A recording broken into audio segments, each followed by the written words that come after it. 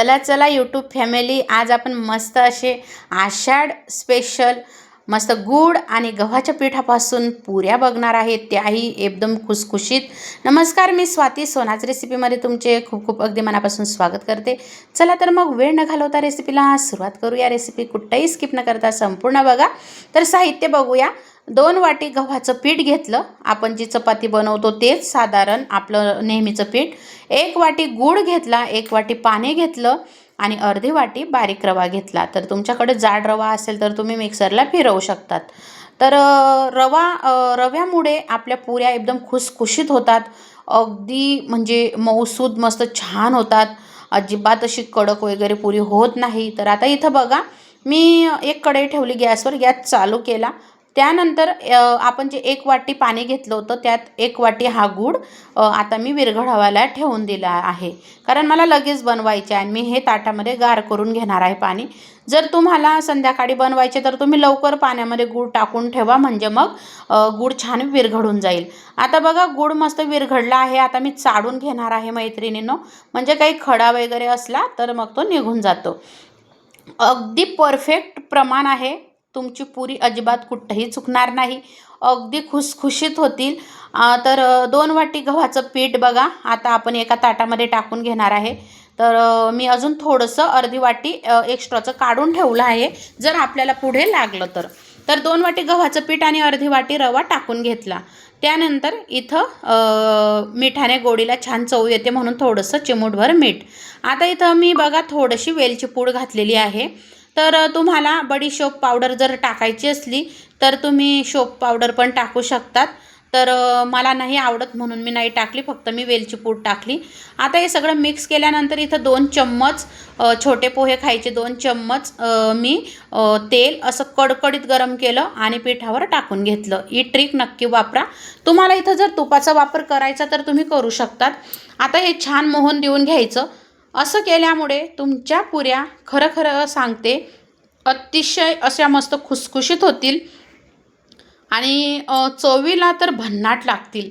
तर बघा आता असं मी मोहन देऊन घेत आहे मैत्रिणींना. तोपर्यंत ताटामध्ये मी गुळाचं पाणी मस्त छान आता गाळून घेऊन आणि मस्त पसरट एका भांड्यामध्ये ताटामध्ये म्हणजे गार करायला ठेवलं होतं. आता बघा पाणी पण गार झालं. मोहन असं गोडा म्हणजे असं बघा मुठ्ठीमध्ये मी तुम्हाला दाखवलं असं व्हायला पाहिजे. तर आता मी हे पीठ आता मस्त मळून घेत आहे मैत्रिणींनो.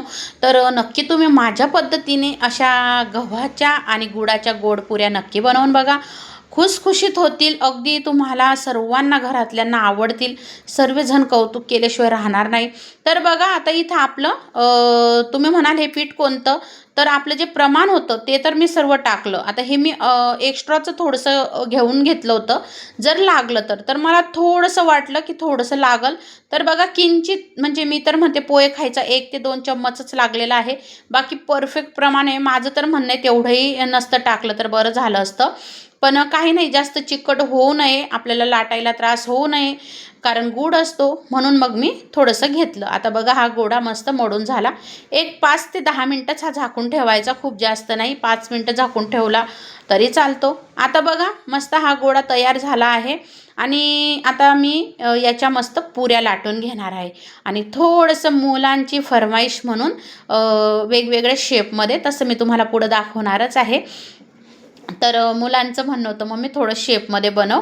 तर बघू शकता तुम्ही आता हे मी मस्त लाटून घेत आहे. तर तुम्हाला जर छोटे छोटे गोळे करून जर पुऱ्या लाटायच्या तसंही करू शकतात, पण सर्वात सोपं हे होतं.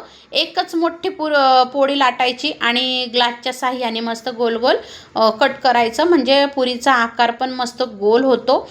तर बघू शकता किती छान असं पीठ मळून झालेलं आहे, कुठेही चिटकत नाही, काही नाही.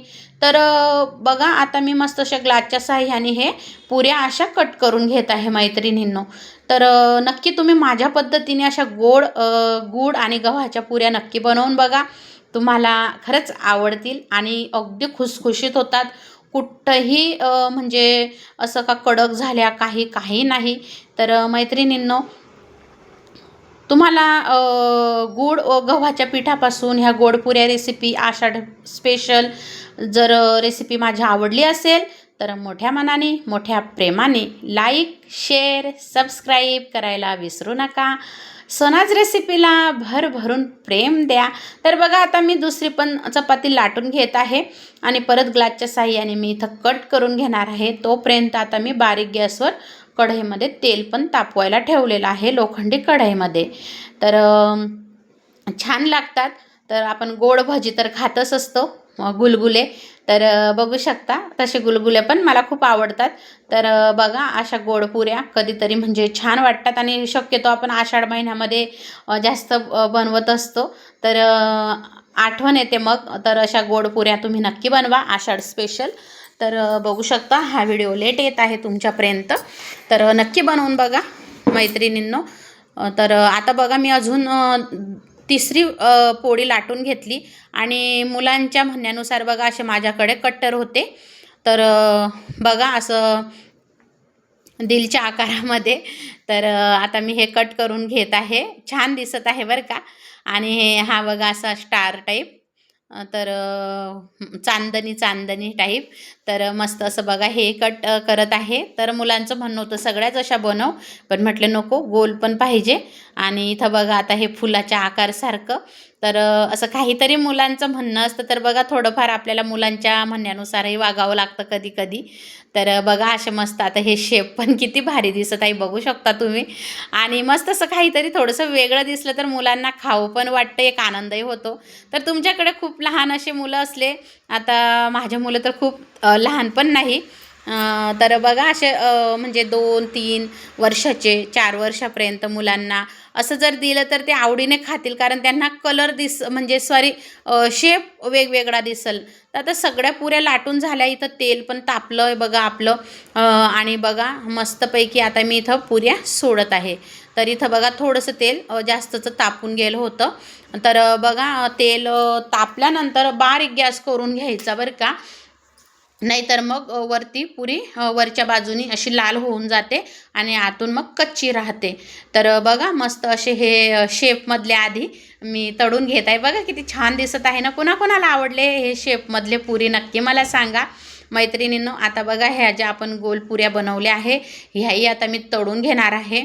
तर अतिशय खुसखुशीत होता.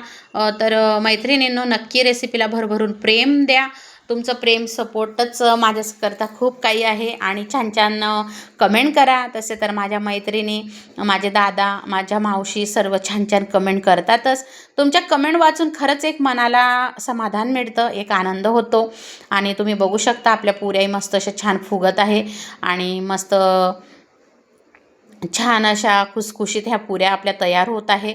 तर मी आता सगळ्या पुऱ्या तळून घेणार आहे. आणि असा घरामध्ये आहे ना वेलचीचा वास सुटलेला आहे मैत्रिणींनो, गुळाचा मस्तपैकी छान असा, म्हणजे वासानेच खावंसं वाटेल. तर बघा आता मी काढून घेत आहे ह्याही. आता दुसऱ्या परत मी टाकून घेणार आहे.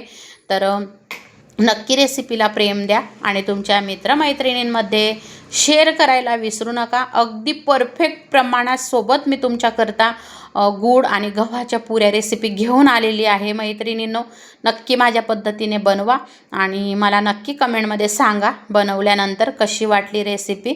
तर अशा पलटवत राहायच्या, म्हणजे मग एकच बाजू अशी लाल होत नाही. तर आता बघा हे थोडेसे बाकी होते शेपमध्ये कट केलेले, तेही मी तळून घेतले. तर बघा मस्तपैकी सगळ्या पुऱ्या आता तळून झालेल्या. आता आपण वाढून घेऊयात मस्त एका प्लेटमध्ये. तर बघू शकता मैत्रिणींनो मस्त अशा ह्या पुऱ्या आपल्या तयार झालेल्या आहे. आता मस्त छान फुगल्या, पण मी खूप वेळाने नंतर मग प्लेट तयार केली. तर बघा, पण खायला म्हणाल तुम्ही तर भन्नाट चवीच्या आणि खुसखुशीत. तर आता अशा मस्त मी काढून घेत आहे. बघा किती छान दिसत आहे ते फुलाचा आकार पण. आणि हा बघा हार्ट शेपमधलं पण भारी दिसत आहे. तर अशा गूळ व गव्हाच्या पिठाच्या ह्या गोड पुऱ्या रेसिपी आपली तयार झालेली. आषाढ स्पेशल नक्की भरभरून प्रेम द्या रेसिपीला आणि हाईप डन करायला विसरू नका. प्लीज जाहिरात स्किप करू नका, जाहिरात सोबत व्हिडिओ बघा. तर बघू शकता मस्त किती भारी दिसत आहे. कुणाकुणाला आवडल्या ह्या पुऱ्या. श्री स्वामी समर्थ.